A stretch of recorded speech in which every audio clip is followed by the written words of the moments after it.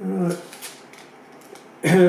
It says, for when we were yet without strength, in due time Christ died for the ungodly.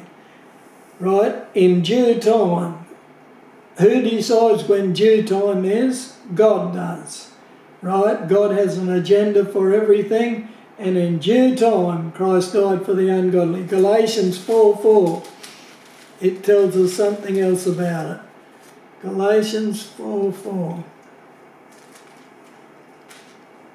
But when the fullness of time was come, God sent forth his Son, made of a woman, made under the law, to redeem them that were under the law, that we might receive the adoption of sons.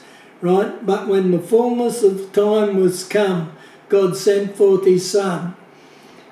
And it's God who decides what the agenda, the time agenda for everything is. And we need to understand that that's so. Nothing catches God by surprise. He's never late. He's never early. He's always on time. And it's important to understand that God has an agenda for everything. This doctrine of atonement, along with all the other doctrines, would be progressively revealed until in the fullness of time, God would, through his Son, make the type, all the different types, to become reality, and the shadow to become substance. So, understand that God's got it all in his hands. God is sovereign. He knows exactly what he's doing. And so we can leave it safely with him. Now, what do we see of atonement in the Passover?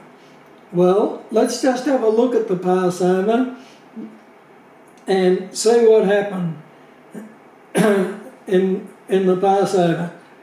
Now, we're in Exodus,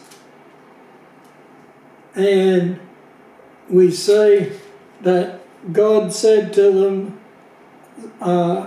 in verse 3, speak ye unto all the congregation of Israel, saying, in the 10th day of this month they shall take of them every man a lamb according to the house of their fathers, a lamb for a house. So for the Passover to be sacrificed, God said, this is what I want you to do. I want you to take a lamb, right? And so that gives us a start for the Passover. And if the household be too little for the lamb, let him and his neighbour next unto his house are taking it according to the number of souls. Every man, according to his eating, shall make your count for the lamb. Right? Your lamb shall be without blemish, a male of the first year. So there's two things. A lamb was to be taken, it was to be a male, it was to be without blemish. Ye shall take it out from the sheep or from the goats. Right? And it was to be killed, and its blood was to be shed. Verses 6 and 7. And ye shall keep it up until the 14th day of the same month, and the whole assembly of the congregation of Israel shall kill it in the evening. Now wait a minute, we'll have a look here. It says,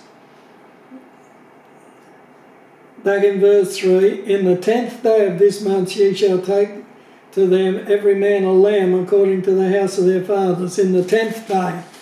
And here it says, and you shall keep it up until the 14th day. So it will be kept for 3 days and 3 nights. And what did they keep it for? Well, to make sure it was without spot and without blemish. And then on the 14th day of the first month, the whole assembly of the congregation of Israel shall kill it in the evening. Right? It is to be killed and its blood shed. Verse 7, and they shall take of the blood and strike it on the 2 side posts and on the upper doorpost of the house wherein they shall eat it.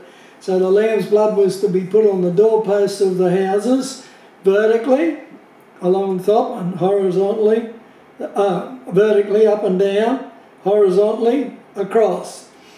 Right? And they shall eat the flesh.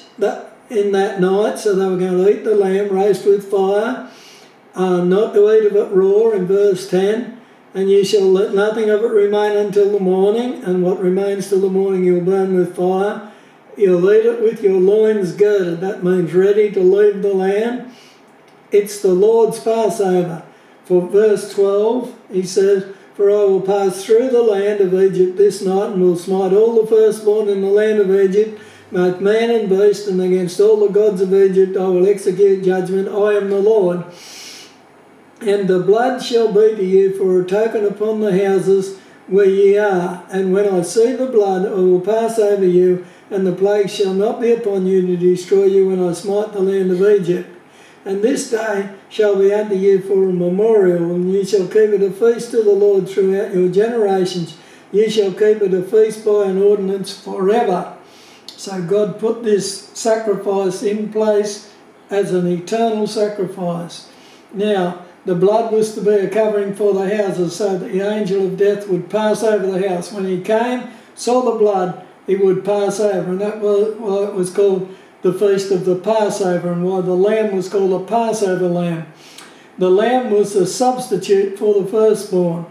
It's clear that all the firstborn, both Egyptian and Hebrew, were under condemnation. Only those covered by the blood of the lamb were saved.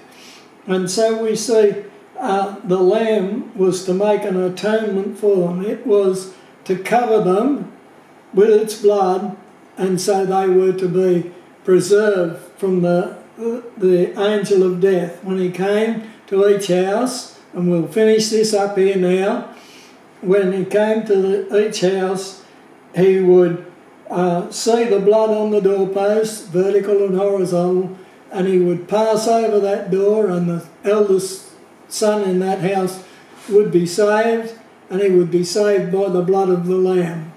All right, we'll finish it there.